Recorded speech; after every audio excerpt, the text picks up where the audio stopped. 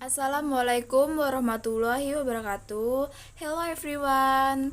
Kami dari kelompok 3 yang beranggotakan saya sendiri Eka Ratnatiningsih NPM 1911080298, Heti Deanita Sari, Puspa Indarti, Rosalinda Nur Anggraini, dan Laili Husnul Khotimah. Dari kelas BKPIS semester 4 UIN Raden Intan Lampung. Di sini kami akan mempresentasikan hasil diskusi kami yang berjudul Awareness and Knowledge. Baiklah, mari simak penjelasan materi yang akan disampaikan oleh rekan-rekan saya.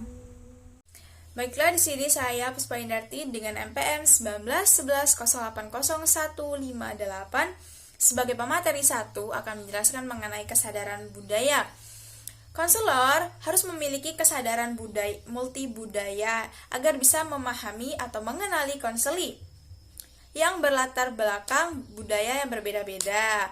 Menurut Sue, pada tahun 1992, konselor harus memiliki asumsi nilai-nilai budaya, kecondongan, keyakinan, serta sikap, yang mana antara lain 1. Konselor budaya tidak menyadari akan pentingnya kepekaan budayanya. Yang kedua, konselor budaya yang terampil menyadari bagaimana latar belakang budaya dan pengalaman, sikap, nilai-nilai, serta bias yang berpengaruh dari psikologi. Yang ketiga, konselor budaya yang terampil mengenali batas-batas kompetensi dan keahlian mereka. Yang keempat, konselor berbudaya juga mampu menciptakan rasa nyaman serta tidak membeda-bedakan ras, etnis, budaya, serta keyakinan. Oleh karena itu, konselor harus memiliki keempat kriteria tersebut. Baiklah, untuk materi selanjutnya akan disampaikan oleh rekan saya. Saya Rosalinda Nur Anggraini dengan NPM 1911080190. Di sini saya akan menjelaskan materi yang sebelumnya, yaitu tentang kompetensi konseling multibudaya. Nah, menurut SUE 2003, kompetensi konseling multibudaya itu ditunjukkan dengan memperolehan kesadaran atau sikap, pengetahuan, dan keterampilan atau skill konselor. Nah, kesadaran multibudaya, konselor itu mencakup kesadaran, nilai, dan bias budaya yang dimiliki dan kesadaran akan pandangan konseling. Hal ini perlu kita pahami karena konselor juga itu merupakan individu yang mempunyai nilai dan budaya yang diyakini. Nah, nilai dan budaya itu tidak dipungkiri oleh terbawa pada saat proses konseling. Maka untuk meminimalisir kegagalan konseling, konselor itu wajib menyadari dan bias budaya yang dimiliki. Baik, cukup sekian materi dari saya. Materi selanjutnya akan disampaikan oleh rekan saya. Saya Laili Kusnotima, NPM 1911080033. Selanjutnya saya akan menjelaskan tentang C, usaha mewujudkan kesadaran budaya. Adapun usaha-usaha yang dilakukan untuk mewujudkan budaya konselor antara lain 1. Solusi umum. Solusi umum mencakup pengembangan profesional. Yang kedua, meningkatkan kualitas konselor. Yang ketiga, membuat diri menerima perkembangan yang ada, tidak lagi terpatok pada teori-teori bimbingan dan konseling, namun juga mempertimbangkan budaya dan pelaksanaan layanan bimbingan dan konseling. D. Berlatih untuk peka terhadap budaya-budaya luar dari konselor. Yang kedua, solusi khusus. Solusi khusus ini untuk mengembangkan kesadaran budaya konselor sebaiknya meningkatkan penghargaan diri terhadap perbedaan budaya. Perkenalkan, nama saya Heti Deanita Sari, NPM 1911080100. Baiklah, di sini saya akan menjelaskan materi yang selanjutnya, yaitu yang D, saran untuk membantu konselor dalam meningkatkan kesadaran diri. Ada beberapa saran untuk membantu konselor dalam meningkatkan kesadaran diri, yaitu yang pertama, meningkatkan hubungan interpersonal dan intrapersonal dari dalam budaya sendiri dan di luar budaya sendiri. Kemudian yang kedua, mengekspos diri Anda pada informasi lintas budaya untuk pribadi atau pengembangan profesional. Yang ketiga, menciptakan ruang lingkup yang mengundang banyak orang sehingga menjadi disengaja dengan praktik yang meningkatkan arti penting dari latihan Anda tersebut.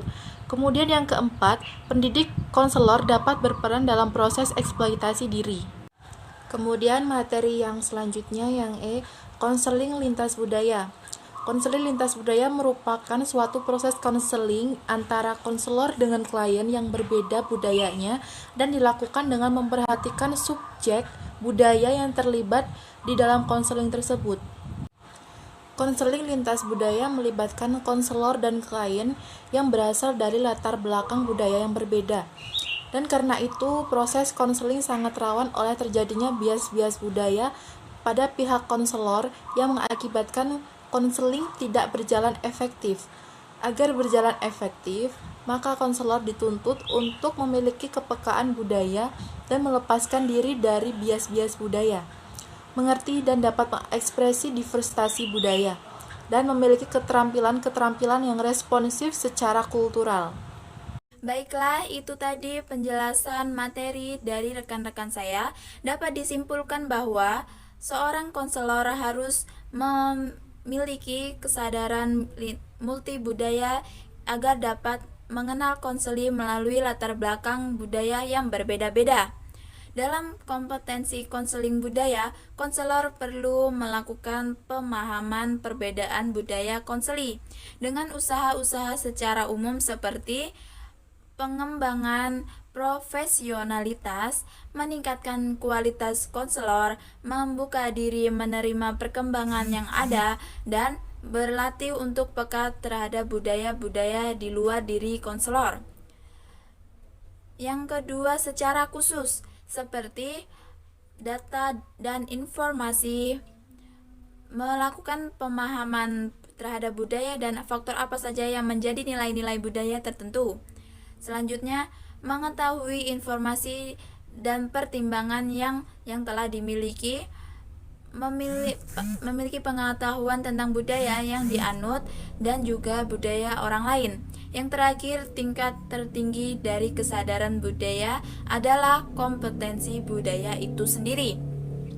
Adapun beberapa saran untuk membantu konselor dalam meningkatkan kesadaran diri, yaitu meningkatkan hubungan interpersonal dan intrapersonal dari dalam budaya sendiri dan di luar budaya sendiri, mengekspos diri Anda pada informasi lintas budaya untuk pribadi, menciptakan ruang lingkup konseling, dan pendidik konselor dapat berperan dalam proses eksploitasi diri.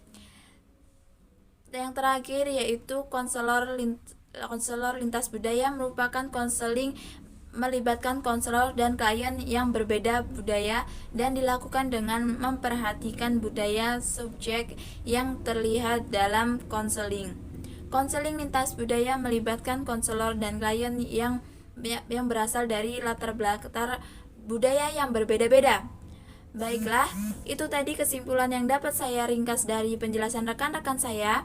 Kurang lebihnya kami dari kelompok 3, apabila ada salah kata, kami mohon maaf. Saya akhiri. Wassalamualaikum warahmatullahi wabarakatuh. Bye-bye.